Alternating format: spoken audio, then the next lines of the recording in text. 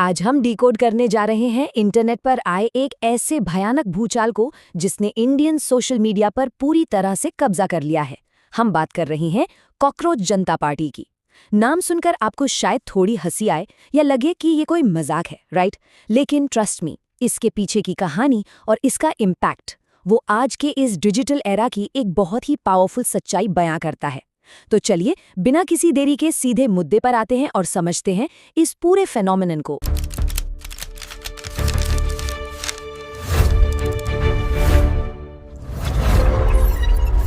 सबसे पहले जरा नंबर्स पर गौर करते हैं। 40 लाख, जी हां, 4 मिलियन लोग एक बिल्कुल ही नई और अजीब से नाम वाली पार्टी से सिर्फ कुछ ही दिनों के अंदर 40 लाख लोग जुड़ गए। Can you believe that? ये ऑनलाइन एंगेजमेंट का एक ऐसा एक्सप्लोजन है जिसे इमेजिन करना भी मुश्किल है। मतलब रातों रात इस डिजिटल लहर ने लाखों युवाओं को अपनी तरफ खींच लिया। तो अब सवाल ये उठता है कि आखिर ये कॉकरोच जनता पार्टी या सीजेपी है क्या भला? ये कोई आम पॉलिटिकल पार्टी नहीं है। ये सच में एक बहुत ही फैसिनेटिंग चीज़ है कि कैसे एक कीड़े के नाम पर बनी पार्टी ने लाखों जेनजी युवाओं और बड़े बड़े न्यूज़ चैनल्स का अटेंशन एक झटके में ग्रैब कर लिया। अब आप सोच रहे होंगे कि भाई ये नाम आया कहाँ से, किसने पहली बार ये शब्द इस्तेमाल किया और ऐसा क्या हुआ जिसने इस पूरे बवाल को ट्रिगर किया? तो इस पूरे मूवमेंट की जो जड़ है ना, वो सुप्रीम कोर्ट की एक हियरिंग में छुपी है। रिपोर्ट्स के मुताबिक फर्जी लॉ डिग्री के एक मामले पर सुनवाई चल रही थी और उसी दौरान कथित तौर पर चीफ जस्टिस ऑफ इंडिया यानी सीजेआई सूर्यकांत ने कुछ बेरोजगार युवाओं और एक्टिविस्ट्स के लिए कॉकरोच शब्द का इस्तेमाल कर दिया। बस फिर क्या था, इसी एक शब्द ने आग में घी का काम किया और युवाओं के इस डिजिटल प्रोटेस्ट के लिए सबसे बड़ा कैटलिस्ट बन गया।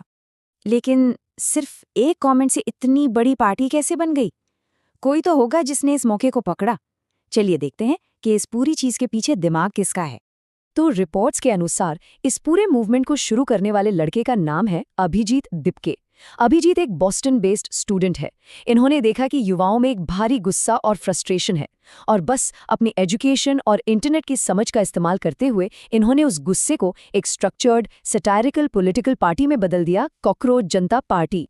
अब जो चीज़ एक सिंपल इंटरनेट आउटरीच या मीम की तरह शुरू हुई थी, वो बहुत जल्द एक प्रॉपर ऑर्गेनाइज्ड मूवमेंट बन गई।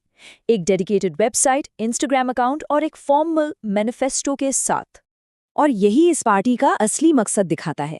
इन्होंने बाकायदा अपना एक 5 पॉइंट मैनिफेस्टो सामने रखा जो सीधे सीधे रियल वर्ल्ड के सीरियस इश्यूज पर वार करता है, जैसे कि बढ़ती बेरोजगारी, हाल ही में हुए नीट जैसे भयंकर पेपर लीक्स, आरटीआई यानी सूचना के अधिकार से जुड़े मसले, करप्शन और गवर्नेंस की कमियां। ये कोई हवाई बातें नहीं है, ये वो मुद्दे हैं जिनसे आज का युवा सच में जूझ रहा है। अब आप पूछेंगे कि भाई इस पार्टी को ज्वाइन करने का क्राइटेरिया क्या है, क्वालिफिकेशन क्या चाहिए? तो इसका जवाब बहुत सिंपल है। इसमें शामिल होने के लिए आपको किसी बड़ी डिग्री की ज़रूरत नहीं है।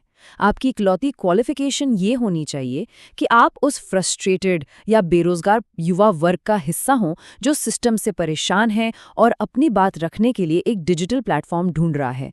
ये पार्टी लिटरली उन्हीं के लिए बनी है। इस पूरे फिनोमेनन के स्केल को समझने के लिए हमें ये देखना होगा कि इंटरनेट पर ये सब कितनी तेजी से हुआ। इसकी टाइमलाइन आपको हैरान कर देगी। जरा इस टाइमलाइन को देखिए।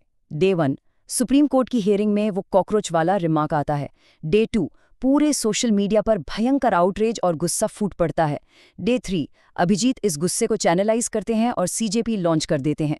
और डे 5 सिर्फ 5वें दिन ये पार्टी 40 लाख फॉलोअर्स हिट कर जाती है। मतलब एक कोर्टरूम का बयान एक हफ्ते से भी कम समय में एक मल्टी मिलियन मेंबर मूवमेंट बन गया। और जानते हैं ये क्या है? ये मॉडर्न मीम पॉलिटिक्स का परफेक्ट एग्जाम्पल है।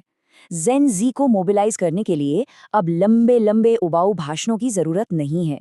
इंटरनेट कल्चर, ह्यूमर और सैटायर यानी व्यंग्य का इस्तेमाल करके जो पॉलिटिकल असहमति जताई जा रही है ना, वो कमाल की है।